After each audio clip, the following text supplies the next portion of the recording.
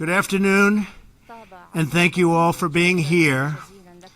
It is my honor to welcome Prime Minister Saad Hariri of Lebanon to the White House. The Prime Minister and I have just concluded an extensive conversation about the challenges and opportunities facing Lebanon and its neighbors. Lebanon is on the front lines in the fight against ISIS, Al-Qaeda, and Hezbollah. The Lebanese people of all faiths are working together to keep their and you know this, and we've been discussing this at great length, their country safe and prosperous. They love their country, and they're going to keep it safe and prosperous. Mr. Prime Minister, I want to commend you and your people for standing up for humanity in a very troubled part of the world. The ties between our two countries stretch back more than a century.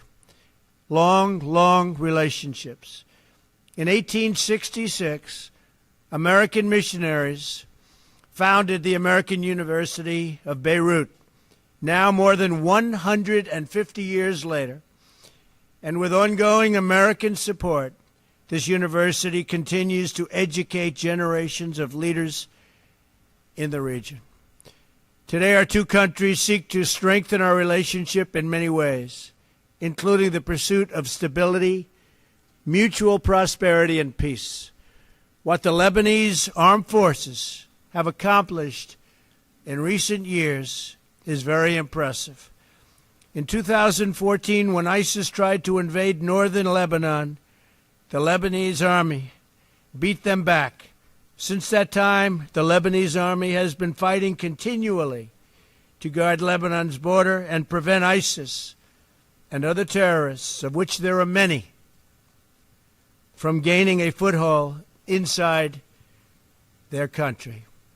The United States military has been proud to help in that fight and will continue to do so.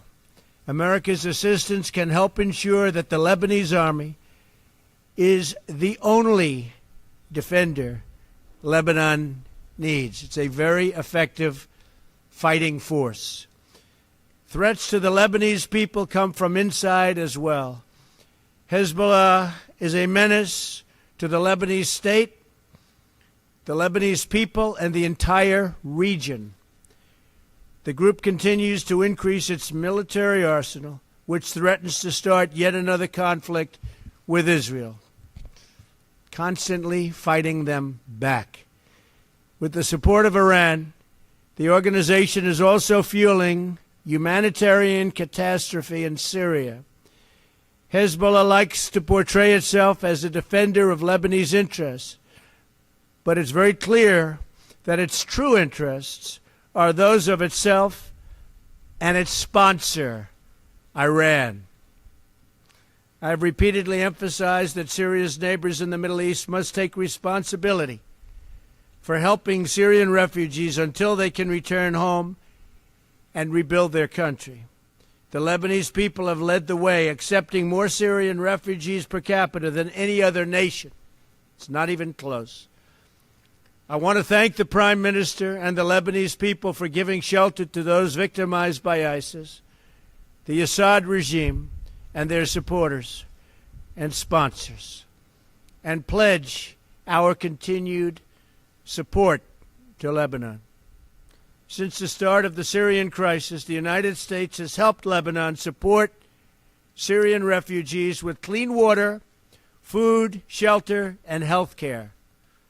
Our approach, supporting the humanitarian needs of displaced Syrian citizens as close to their home country as possible, is the best way to help most people. America is proud to stand with those who have the courage to stand up to terrorism and take responsibility for affairs in their own region.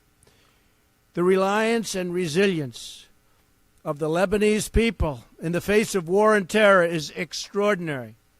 We honor the citizens of Lebanon who are working to secure a future of peace, stability, and prosperity for their children. Mr. Prime Minister, I'm grateful that you're here today. It's a big day in our country because of the vote that you just heard about. We stood and watched the results on television before coming out, and you found it very interesting, I hope. Yes, I did. And very important. I look forward to working with you to strengthen our partnership and the enduring friendship between the American and Lebanese peoples. Thank you very much, Mr. Prime Minister. Thank you. Good afternoon. I had the honor and the pleasure to hold a very good meeting with President Trump. I appreciate his leadership and the United States leadership in the world today. We discussed the situation in our region and the efforts we in Lebanon are making to safeguard our political and economic stability while combating terrorism. I thank President Trump for his support to our army and security agencies, as well as his support to UNIFIL maintaining peace and stability along our southern border, where our government is committed to the United Nations Security Council Resolution 1701, as well as all resolutions. We also discussed the pressures Lebanon is facing as a result of 1.5 million Syrian displaced in our country. I outlined to President Trump my government vision for dealing with this crisis with the support of the international community. We also discussed economic prospects in Lebanon and our government's effort to jumpstart inclusive economic growth with a particular emphasis on job creation. I thank President Trump and the United States of America for their support to the Lebanese people, striving to keep their country a model of moderation, dialogue, coexistence, and democratic governance in our region. Thank you. Thank you very much.